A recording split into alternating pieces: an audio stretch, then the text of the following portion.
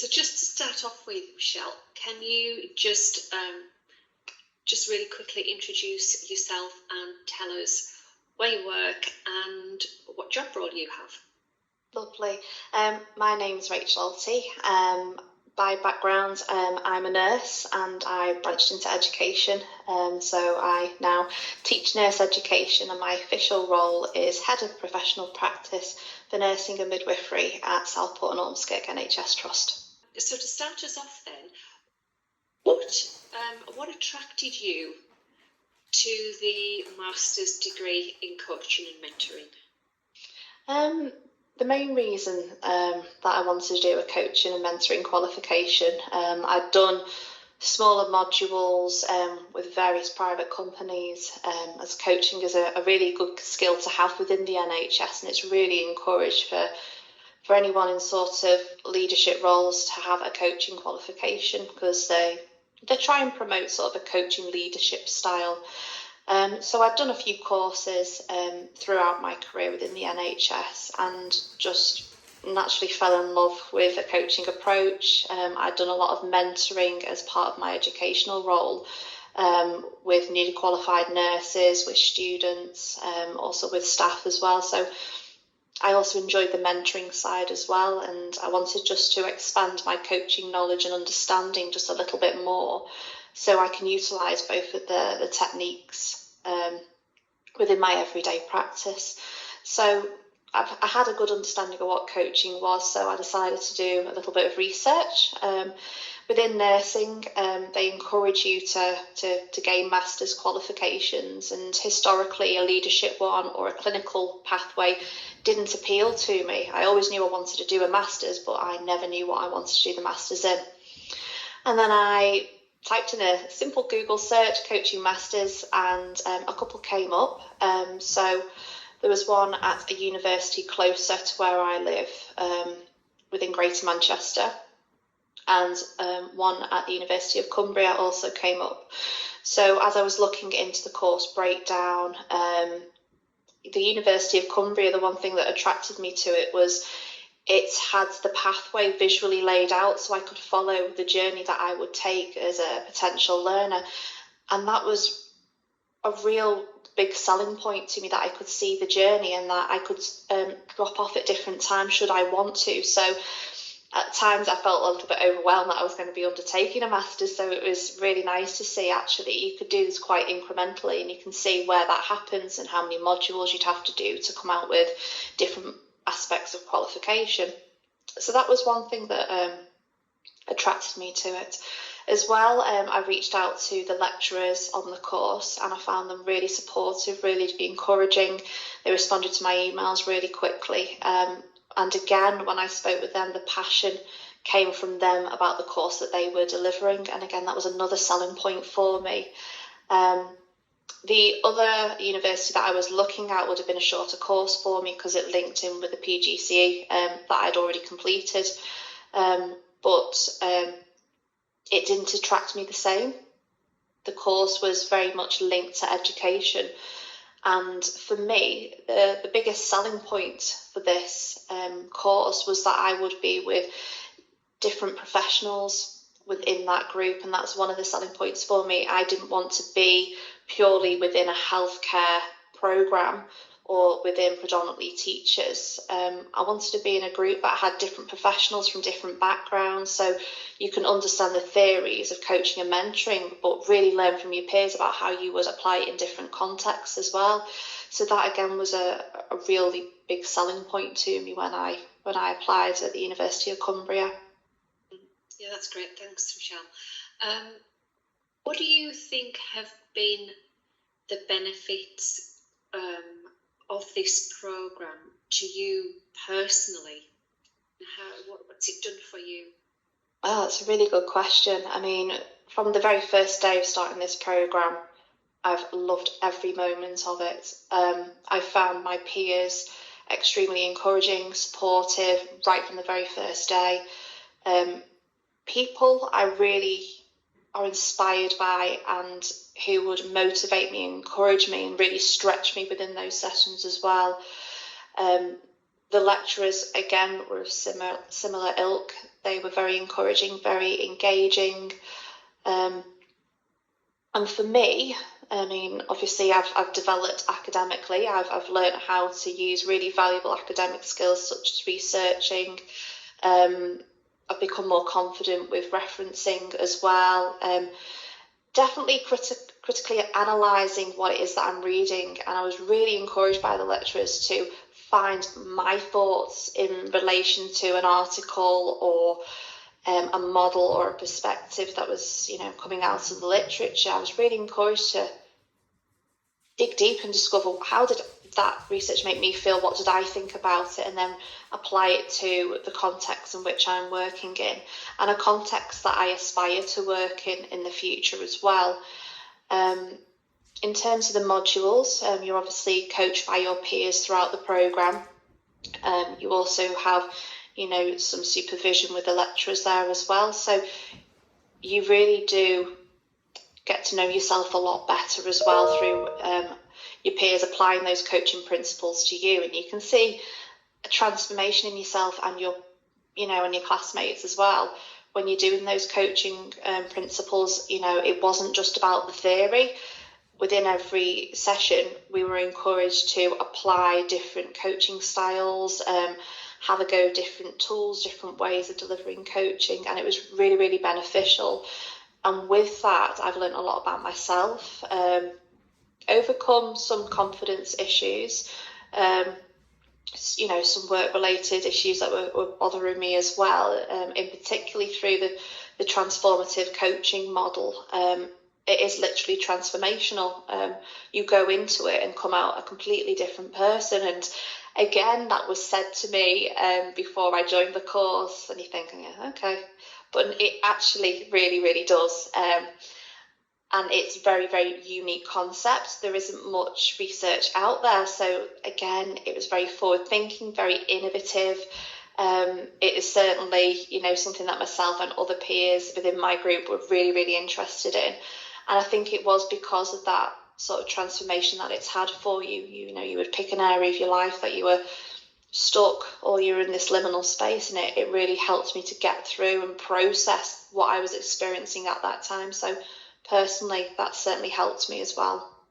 And I suppose through those skills you can then go on to support other people because you've gone through the process yourself. Yeah. Yes, absolutely. I think you've got to go through it before you appreciate the powerful impact it can have, and then you want to do it with everyone then, because it's really had an impact on you.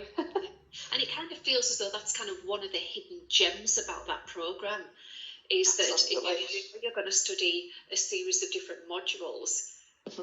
but to actually go through a process yourself, yes, as a way to prepare you to help other people, was something that I don't think anyone was really expecting. No, not at all. And you didn't know what would come out of it either, and that's nice in itself. It teaches you to embrace that period of turbulence, or that liminal period as well, and not to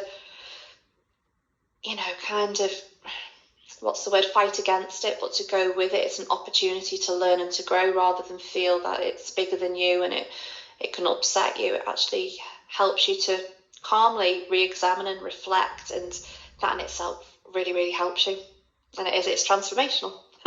Yeah, and within all contexts, so for you personally and within your work context, which leads me on to the next question, really. How have you embedded your learning? How have you used your new skills within your organisation, within a work context? Oh my goodness, I use it all the time. So since joining the course, I'd moved into a more senior leadership position. So for the first time, I was actually responsible for staff within the organisation, which again is a learning curve.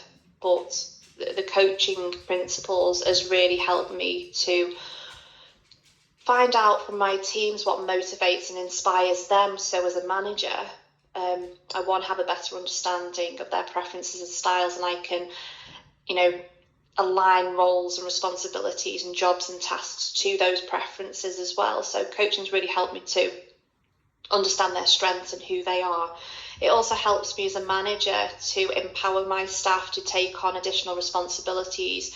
It helps them to independently problem solve as well, any issues or barriers they may be experiencing, again through coaching. The mentoring side, I'm in an educational role, so I'm mentoring my teams to embrace more formal educational delivery styles as well, implementing teaching documentation, because education delivery within healthcare it's very different to more of a formal education delivery. So that mentorship's helped me to utilise my knowledge I've gained from other courses and this course as well, and pass that on to my staff for them to utilise within their working context as well.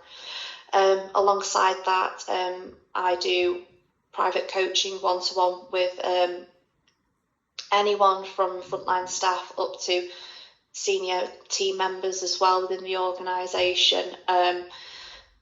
Probably this course has taken me more towards career coaching, and that's probably more where I'm leaning to at the moment, because as part of the programme you have to, obviously utilise the principles that the universities in the course is giving you and apply them in, gain your confidence with them. So as I was doing the course and expanding my practical experience, I was finding that the same issues were presenting, and it was often around people feeling quite discontent with the roles that they were doing. They weren't feeling fulfilled. They were feeling quite down about the jobs that they were doing, and it was the same themes coming out, that they wanted another job, but they didn't know what that job was. They didn't know what it looks like. They didn't want to jump from one job to another, and that other job being worse. So what started off as maybe confidence developing, a lot of those coaching interventions then started to steer into career conversations around what would your ideal job look like, what do you need to have within that job, what skills do you have, what preferences do you have. So it's very much taken a career coaching focus now, and I'm getting multiple referrals from the organisation. It's recognised within the organisation that people come to me when they have got those big interviews, and I prep and help and support them, which now blends not just a coaching but also a mentoring role as well. So you do flip between the two, which is really nice to use. Out of that, I've started career cafes for students. So what I found was we are helping our workforce to identify, different ways or different roles that you could do within the organisation, or maybe even outside the organisation. But at the same time, we need to be helping our students to identify what is it that they want to do when they finish their nursing studies. So I've recently done a pilot of career cafe sessions for our students within the organisation, again utilising all of the research I took from my dissertation and applied it into helping students transition into early careers within nursing. But again, that dissertation has looked at transitions in more senior positions within the NHS, in multiple different roles, from nursing to allied health professionals to medicine. And it's helped me to identify different tools and different approaches. And if it wasn't for the dissertation, I wouldn't have understood the impact that can have in retention and recruitment of healthcare professionals, which is a really big challenge that the NHS is facing at the moment. And there's so much literature coming out about supporting those early career transitions, and again, how coaching can help and support that. So that's just the tip of the iceberg on what it's given me in terms of a working context. That's incredible, isn't it? What would you say were the highlights for you? So many, Sarah. The highlights for me was definitely the transformative coaching module. I've got to say the people that I did this course with were phenomenal, really supportive, really encouraging. And I think, unlike other courses, because of this course, I think it'll naturally attract people who are encouraging and supportive anyway. but because you are having very deep, meaningful conversations as part of practicing coaching and mentoring styles, you're always going to develop a deeper bond with your peers than you will do on an MBA or a master's in advanced clinical practice, because you can be having some personal, intimate conversations. You just don't know how a coaching conversation is going to start, and where it ends can be very, very different, and you can surprise yourself with what you reveal as well. So you really do establish a trusting relationship with your peers and your lecturers on that course as well, and it's a very, very supportive module. Not only that, most of the modules that I've done have been nursing based, and you can have 50 to 120 students on a course, so the amount of support that you get is very limited. You will wait 2 weeks for a response from your lecturers, where this course, it's a lot smaller, it's a lot more intimate. You get a lot more support than what you would do on any other course, just because of the class sizes. They're a lot smaller. So that's another highlight of the course. I've really enjoyed actually practicing coaching within the classroom as well. It feels a lot safer. You've got really skilled, masterful coaches through your lecturers who will, support you and, maybe help you to, identify learning that it might not be so apparent to you, and the models that you're using as well. It was really helpful. The supervisions, understanding supervision, the power and the benefits of supervision, and being supervised as part of that program as well is really supportive. And again, you probably won't get the same level of support as you would do on other programs. And I mentioned earlier that you graduated recently. Yes. How was that for you? Oh my goodness. I've been telling everyone about it, to be honest with you, and some of the regional networks from Health Education England as well, because they work quite closely with the University of Cumbria from a sort of healthcare side. And oh my goodness, I've attended, it's my third graduation. I'm very, very lucky to have graduated 3 times, but the graduation at the University of Cumbria far surpassed any other graduation I've attended. My goodness, it was very traditional. It was a cathedral.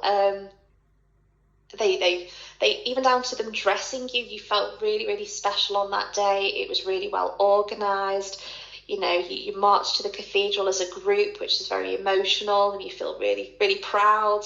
It was amazing. The venue was beautiful. It was lovely to catch up with the group that I graduated as well, and it was just a wonderful, wonderful day. It was, the University of Cumbria put on a magnificent event, and as well, considering as well from COVID, it was really well organised, really excellent communications.